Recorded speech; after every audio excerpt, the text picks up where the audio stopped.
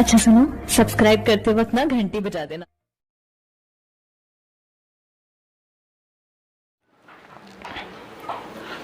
Hi dear student, कैसे हैं आप सभी। आपका हमारे YouTube channel chemistry point by doctor CV sir में स्वागत है। आज हम आपको केमिकल रिएक्शन चल रही थी, इलेक्शन नंबर अपने 6 में बताया था। फर्स्ट और चारों रिएक्शन के बारे में बताया था, कब रिएक्शन कौन सी होती है। तो अभी हमारा लेक्चर नंबर 7 है और इसमें हम बताएंगे कि जो ऑक्सीजन पे, ईथर में ऑक्सीजन पे जो लोन पेयर इलेक्ट्रॉन होते हैं वो रिएक्शन कैसे करते हैं, इस चीज़ पे हम डिस्कस करेंगे और अच्छे से जानेंगे। ठीक है, तो अगर आप हमारे चैनल पर नए हैं तो आप इस चैनल को सब्सक्राइब कर लें, बेल आइकन को दबा लें, शेयर करना ना भूलें। आपको ये छोटी सी एक हेल्प करनी है मेरी। ठीक है, तो देखिए अब हम रिएक्शन की बात करते हैं सेकेंड टाइप्स की। जो दूसरे टाइप्स की रिएक्शन थी, हमने बताया था the reaction of involving E3 oxygen. ठीक है, reaction involving E3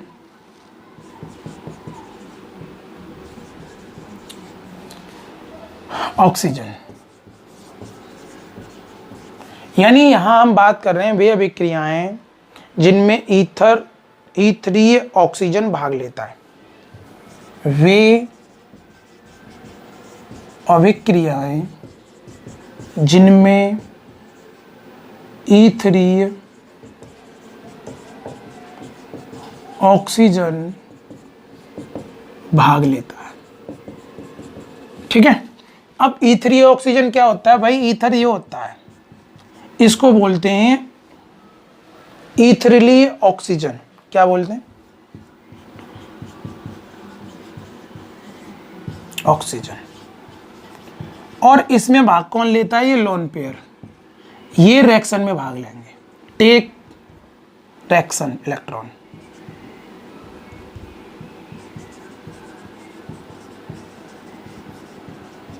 lone pair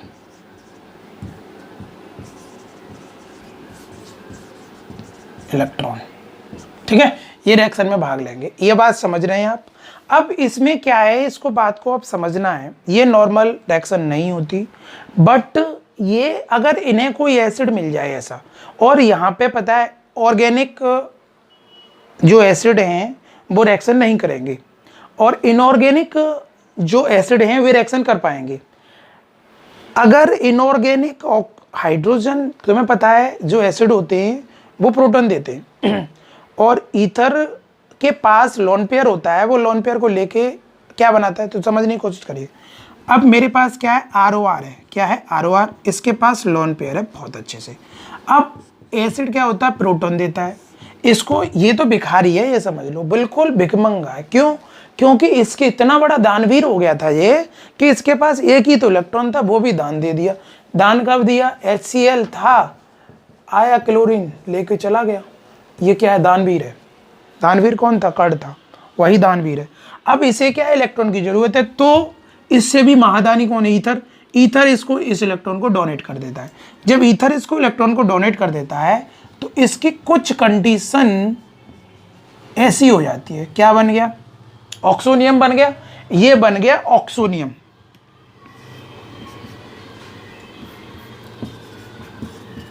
oxonium.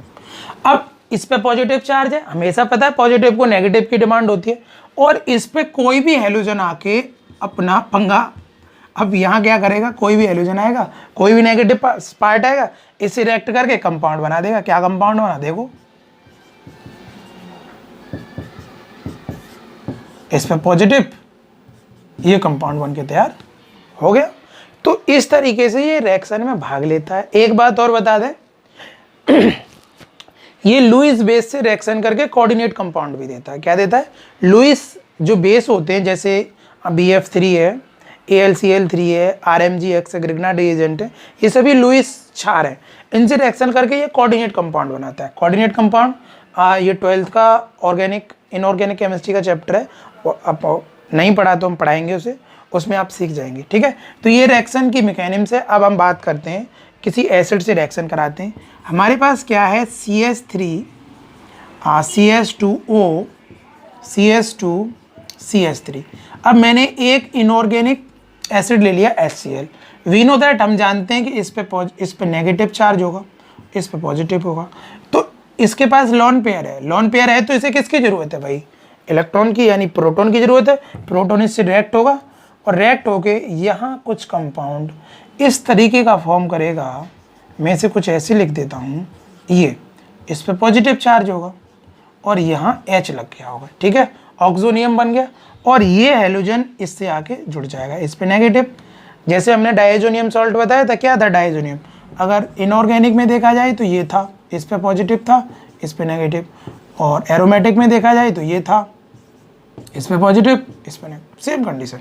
Clear, ये बात आपको याद रहे।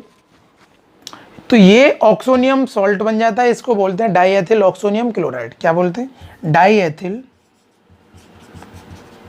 Diethyl oxonium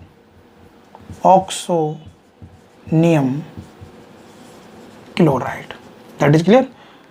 diethyl oxonium chloride ये बन गया सॉल्ट, दैट इज सॉल्ट, ठीक है।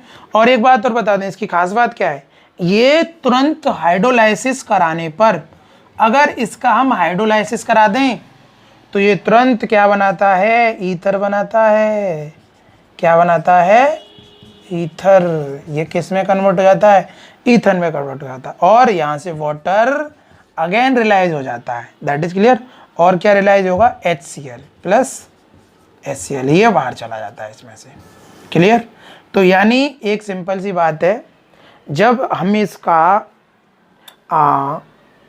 किसी भी इनऑर्गेनिक एसिड से रिएक्शन कराएंगे तो ये सॉल्ट बनाएगा, और अगर उसका हाइड्रोलाइसिस करा देंगे, जल अपघटन करा देंगे, तो वो अगेन ईथर में कन्वर्ट हो जाएगा। तो इससे ये पता चलता है कि ये रिएक्शन एक तरीके से रिवर्सिबल भी रिएक्शन कहलाएगी, दैट इज क्लियर। आप फटाफट से इसका स्क्रीनशॉट ले लो, मैं इसकी अब पूरी मैकेनिज्म को आपको समझाने की कोशिश करूंगा।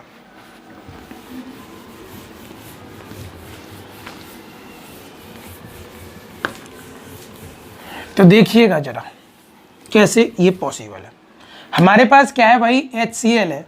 अब HCl है तो इस पे पॉजिटिव और इस पे नेगेटिव चार्ज आ जाएगा, ठीक है, आप समझ रहे हैं। अब हमारे पास क्या है भाई, डाई इथाइल ईथर है, ये डाई इथाइल ईथर है, ये है डाई इथाइल ईथर, इसके पास लोन पेयर है। अब यहाँ ये प्रोटॉन जाएगा और ये इसको लोन पेयर डोनेट कर देगा। जब ये लोन पेयर डोनेट कर देगा इसको, तो ये ऑक्सोनियम आयंस बनाएगा, ये ऑक्सोनियम आयन इसने बना के तैयार कर दिया। अब हमारे पास Cl बचा। अब क्या करेगा, Cl यहाँ पे रिएक्शन करेगा, ये पॉजिटिव ये नेगेटिव, ये इसको, इसने इलेक्ट्रॉन ले लिए, ये इसको डोनेट कर देगा, ये इससे आगे कनेक्ट हो जाएगा। कनेक्ट होने पर क्या बनाएगा, क्या फॉर्मेशन कर रहा है, ये इस तरीके से कंपाउंड CH3CH, ये एक जैसे हैं, उल्टाइस बना देता हूँ, होल ट्वाइस OH, इस पे कैसा है पॉजिटिव, Cl नेगेटिव, ये कंपाउंड बन के यहाँ तैयार हो जाता है। मैंने अभी बताया अगर इसका अगेन हाइड्रोलाइसिस कराओगे, हाइड्रोलाइसिस कराओ, देखो हाइड्रोलाइसिस, जल अपघटन, जल अपघटन समझने की अच्छे से कोशिश करिएगा। तो देखिए CH3CH2O CH2 ये क्या है, H। अब H इस पे पॉजिटिव है और यहाँ आके Cl जुड़ा हुआ है, ठीक है। अब मैंने क्या करा है, हाइड्रोलाइसिस। हाइड्रोलाइसिस का मतलब ये है, अब ये क्या करेगा, अपने इलेक्ट्रॉनों को अपनी ओर खींच लेगा, तो इस पे नेगेटिव चार्ज आ गया, इस पे पॉजिटिव आ गया। अब यहाँ क्या होगा, अब क्या होने वाला है वो समझना है। ये नेगेटिव है तो यहाँ का नेगेटिव यहाँ के पॉजिटिव को पसंद करेगा, तो ये क्या बनाएगा, HCl, और ये इसको इलेक्ट्रॉन को डोनेट कर देगा, यहाँ से तुरंत भागेगा, ये यहाँ से इसकी चलती बनेगी, तो ये भागेगा, ये जब ये भाग जाएगा तो इस पर पॉजिटिव चार्ज आ जाएगा, तो ये पॉजिटिव यहाँ के नेगेटिव से रिएक्ट हो जाएगा। तो इसने और इसने क्या बनाया, -HCl निकल गया, OH और H क्या बन गया, H2 निकाल दिया, ठीक है। तो इट मीन्स यहाँ प्रोडक्ट CH3CH2O CH2CH3 बन के फॉर्म हो जाएगा, यानी अगेन डाईमिथाइल ईथर बन के तैयार हो जाएगा, that is clear. I hope ये बात आपको समझ में आ गई होगी, ठीक है। अब मैं बात करता हूँ लुईस बेस से रिएक्शन, ठीक है, इसे नोट कर लो। रिएक्ट विद लुईस बेस तो क्या फॉर्म करेगा, कोऑर्डिनेट कंपाउंड फॉर्म करेगा। React with Lewis acid, Lewis base, Lewis क्षारों से क्रिया। अब लुईस क्षार हमारे पास क्या है, जैसे BCl3, इसका ऑक्टेन BCl3 कर लो, BF3 कर लो, इसका ऑक्टेन कंप्लीट नहीं होता, इसलिए ये क्या है, लुईस बेस है। AlCl3 ये भी लुईस बेस है। RMgX वैसे तो ग्रिग्नार्ड रिएजेंट है बट ये लुईस एसिड है, ठीक है, लुईस बेस है, सॉरी एसिड नहीं है। अब यहाँ मैं एक रिएक्शन इसके साथ कराऊँ, क्या है, अब मैं एक बात बताना चाहूँगा आपको, CH3CH2 का होल ट्वाइस, इसके पास लॉन पेयर हैं। अब लॉन पेयर हैं और ये इतना भूखा होता है BF3, क्यों भूखा होता है, क्योंकि इसका ऑक्टेन कंप्लीट नहीं होता। जब ऑक्टेन कंप्लीट नहीं होता तो इस इलेक्ट्रॉन की ज़रूरत होती है, तो ये इलेक्ट्रॉन इसको डोनेट कर देगा। और तुम्हें पता है, मैंने अभी तुमको बताया, अगर आपको थोड़ा बेसिक सीखना है तो आप 10th का एक चैप्टर है केमिकल रिएक्शन एंड इक्वेशन, उसमें पार्ट नंबर 3 से लेकर पार्ट नंबर 8 तक देखें, वो नॉर्मल है। तो जब पूरा एक लोन पेयर किसी को डोनेट किया जाता है तो कोऑर्डिनेट बॉन्ड बनता है, क्या बनता है, कोऑर्डिनेट। तो ये कोऑर्डिनेट बॉन्ड बनेगा और कोऑर्डिनेट बॉन्ड को एरो से डिनोट करते हैं। तो ये क्या पॉसिबल है, पॉसिबिलिटी क्या है, देखिए CH3CH2 का होल ट्वाइस O। अब इसने एक लोन पेयर रह गया, और हमेशा ध्यान रखना कोई भी कंपाउंड हो एक कोऑर्डिनेट बॉन्ड ही पॉसिबल है। ये दोनों, इसके पास 2 लोन पेयर है, 2 कोऑर्डिनेट बॉन्ड नहीं बनाएगा, एक ही बनाएगा। किससे बनाया, BF3 से। ये कोऑर्डिनेट कंपाउंड बन के यहाँ तैयार हो गया। ये जो बॉन्ड है ये कोऑर्डिनेट बॉन्ड है, कोऑर्डिनेट बॉन्ड, ठीक है। तो ये कोऑर्डिनेट बॉन्ड है। अब इसको हम बोलते क्या है, एक सिंपल सी बात है, इसको बोलेंगे बोरोन ट्राई क्लोरो एथरेट। IPAC, जब तुम्हें कोऑर्डिनेट IPAC सिखाई जाएगी वहाँ सब कुछ बताया जाएगा, फिलहाल ऐसे ही लिख लो, बोरोन ट्राई फ्लोराइड ईथरेट, क्योंकि नेगेटिव पार्ट है ना, ईथरेट, ठीक है। तो इस तरीके से ये कोऑर्डिनेट बॉन्ड फॉर्म कर देगा। सेम रिएक्शन ऐसे इसके साथ होगी, बट ये मैग्नीशियम जो है 4 बॉन्ड क्रिएट करेगा। तो मैग्नीशियम के साथ मैं दिखा देता हूँ, CH3CH2 का whole twice O lone pair हैं, इसकी 2 यूनिट लेंगे हम, CH3CH2 का होल ट्वाइस O, ये लॉन पेयर हैं, और ये RMgX और R, इसके साथ ये दोनों यूनिट कोऑर्डिनेट बॉन्ड बनाएंगी, ये भी बनाएगा। तो यहाँ कोऑर्डिनेट कंपाउंड ऐसे कुछ तैयार हो जाएगा, CH3CH2 का whole twice O that is coordinate bond, CH3CH2 का whole twice O that is coordinate. एक एक लोन पेयर रह गया इनके पास। अब ये कोऑर्डिनेट बॉन्ड किसके साथ बना रहे हैं, Mg के साथ, और एक क्या जुड़ा हुआ है, एक हमारा Cl जुड़ा हुआ है और एक क्या जुड़ा हुआ है, R, दैट इज क्लियर। तो इस तरीके से ये एक कोऑर्डिनेट कंपाउंड बनके तैयार हो जाएगा। यानी कोई भी लुईस क्षार आके यहाँ रिएक्शन कर सकता है, सिंपल सी बात है।